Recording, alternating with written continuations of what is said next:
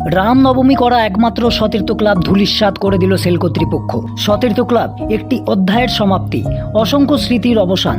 New town এলাকায় একমাত্র বাসন্তী পুজো, রামনবমী বা চৈতি দুর্গা পুজো একমাত্র সতীর্থ ক্লাব করে থাকত। আজ আসানসোল নিউ টাউনের এক ঐতিহ্যর অবসান ঘটল। সেল কর্তৃপক্ষের উদ্যোগে ভেঙে ফেলা হলো নিউ টাউনের সুপরিচিত সতীর্থ ক্লাব। যে ক্লাবটি দীর্ঘদিন ধরে শুধু একটি ক্লাব হিসেবেই নয়, বরং সমগ্র এলাকার মানুষের মিলনস্থল ও সামাজিক বন্ধনের প্রতীক হিসাবে পরিচিত ছিল। নিউ টাউনে একমাত্র এই ক্লাবই নিয়মিত বাসন্তী পুজো ও রামনবমী উদযাপন করত। শুধুমাত্র পুজো নয়, টানা 3 দিন ধরে খাওয়া দাওয়ার আয়োজন, নবমীর ভোগ সমগ্র নিউ টাউন এলাকায় বিতরণ এবং বিশাল রামনবমীর শোভাযাত্রা এই ক্লাবের অন্যতম বৈশিষ্ট্য ছিল।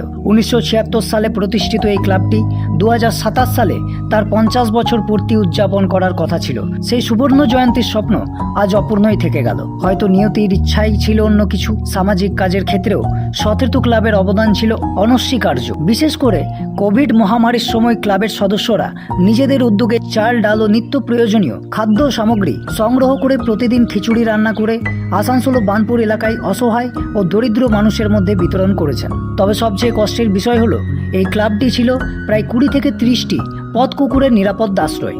প্রতিদিন তাদের জন্য খাবারের ব্যবস্থা করা হতো, নিয়মিত টিকাকরণ, চিকিৎসা এবং প্রয়োজনীয় ওষুধপত্রের ব্যবস্থাও করা হতো। আজ ক্লাবটি ভেঙে যাওয়ার ফলে সেই নিরীহ প্রাণীগুলি আবার রাস্তায় ফিরে যেতে বাধ্য হচ্ছে। এলাকাটি বন্যা প্রবল হওয়ায় ভবিষ্যতে তাদের কি হবে সেই চিন্তাই এখন সবচেয়ে বেশি কষ্ট দিচ্ছে।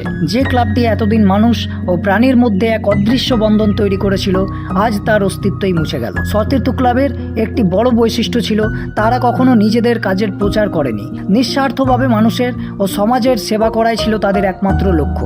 আমিও এই ক্লাবেরই একজন সদস্য। আমরা জানতাম যে ক্লাবটি অবৈধ নির্মাণের আওতায় পড়ে এবং একদিন না একদিন এটি ভেঙে ফেলা হবে। ভবিষ্যতেও সেলের পক্ষ থেকে এমন আরও পদক্ষেপ নেওয়া হবে, সেটাও আমাদের অজানা নয়। পরিবর্তনকে আমরা স্বাগত জানাই, তবুও কষ্ট একটাই, একটি সম্পর্কের কেন্দ্রবিন্দু হারিয়ে গেল প্রায় 5 দশকের ঐতিহ্য, বাসন্তী পুজোর আনন্দ, রামনবমীর সেই বিশাল শোভাযাত্রা এবং অসংখ্য স্মৃতি।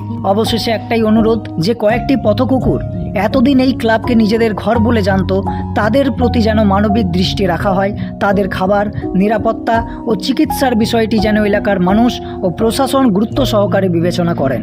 সতীর্থ ক্লাব, তুমি শুধু একটি ক্লাব ছিলে না, তুমি ছিলে আমাদের আবেগ, আমাদের ঐতিহ্য, আমাদের পরিবার। তোমাকে আমরা চিরকাল মনে রাখবো। ব্যুরো রিপোর্ট, টাইমস নাও, আসানসোল।